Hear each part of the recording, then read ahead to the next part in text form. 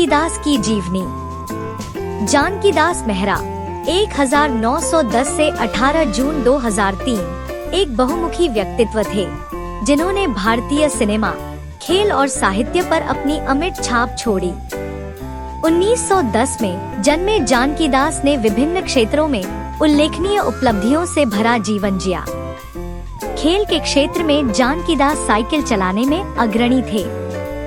उन्हें 1934 और 1942 के बीच साइकिल चलाने में विश्व रिकॉर्ड तोड़ने वाले एकमात्र भारतीय होने का गौरव प्राप्त है।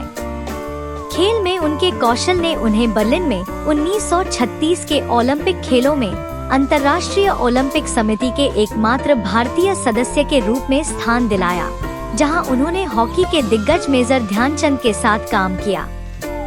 साइकिल चलाने के लिए जानकी दास का जुनून उनकी व्यक्तिगत उपलब्धियों से परे था। 1940 के दशक में उन्होंने सोहराब भूत के साथ मिलकर भारतीय साइकिलिंग महासंघ की स्थापना की, जिसने देश में खेल के विकास की नींव रखी। जानकी दास की फिल्म इंडस्ट्री में यात्रा 1941 में खजांची में उनकी पहली फिल्म के साथ शुरू हुई, जिसमें उन्होंने एक प्रमुख भूमिका निभाई। हालांकि 1946 में डॉक्टर कोटनीस की अमर कहानी में उनकी उपस्थिति के बाद ही उनका फिल्मी करियर सही मायने में आगे बढ़ा। तब से वे एक सफल अभिनेता बन गए, जिन्होंने 1930 और 1997 के बीच 1000 से अधिक फिल्मों में काम किया। अभिनय से परे जानकी दास ने एक प्रोडक्शन डिजाइनर के रूप में एक महत्वपूर्ण भूमिका निभाई, जिसने कई प्रसिद्ध भारतीय अभिनेताओं के करियर को शुरू करने में महत्वपूर्ण भूमिका निभाई।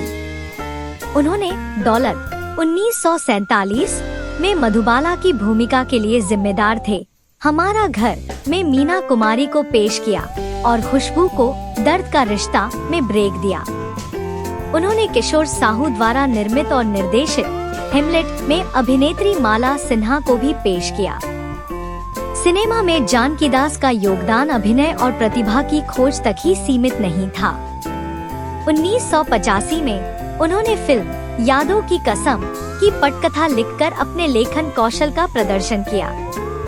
उनकी साहित्यिक गतिविधियां बॉलीवुड और अभिनय पेशे पर किताबें लिखने तक फैलीं, जिनमें माई मिसएडवेंचर इन फिल्मलैंड और एक्टिंग फॉर बिगिनर्स शामिल हैं। अपने करियर के दौरान जानकी दास को सिनेमा में उनके योगदान के लिए कई राष्ट्रीय और अंतर्राष्ट्रीय पुरस्कार मिले। मई 1996 में उन्हें Indian motion pictures producers association द्वारा लाइफ टाइम अचीवमेंट अवार्ड से सम्मानित किया गया, जो उद्योग पर उनके स्थायी प्रभाव का प्रमाण है। जानकी दास की फिल्मोग्राफी कई दशकों तक फैली हुई है और इसमें काला पानी 1958, आरज़ू 1965, सीता और गीता 1972, द बर्निंग ट्रेन 1980 और फरिश्ते 1991 जैसी उल्लेखनीय फिल्में शामिल हैं। एक अभिनेता के रूप में उनकी बहुमुखी प्रतिभा उनके द्वारा निभाए गए किरदारों की विस्तृत श्रृंखला में स्पष्ट है, जिसमें समाचार रिपोर्टर और शिक्षक से लेकर जमींदार और जौहरी तक शामिल हैं।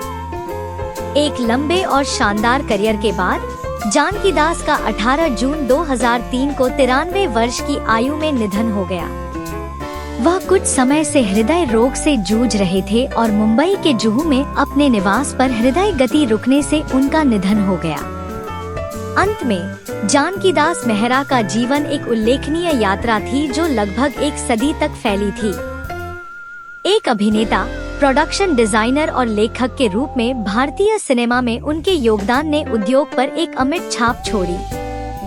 साइकिलिंग में उनकी उपलब्धियां और भारत में खेल को बढ़ावा देने में उनकी भूमिका उनकी बहुमुखी प्रतिभा और जुनून को दर्शाती है। जानकी दास की विरासत उन अनगिनत फिल्मों के माध्यम से जीवित है, जिनमें उन्होंने अभिनय किया। उन्होंने जो करियर शुरू किए और भारत में खेल और मनोरंजन दोनों उद्योगों पर जो प्रभाव डाला, उनका जीवन एक प्रेरणा के रूप में कार्य करता है। यह दर्शाता है कि कैसे कोई व्यक्ति समर्पण, प्रतिभा और कड़ी मेहनत के माध्यम से कई क्षेत्रों में उत्कृष्टता प्राप्त कर सकता है।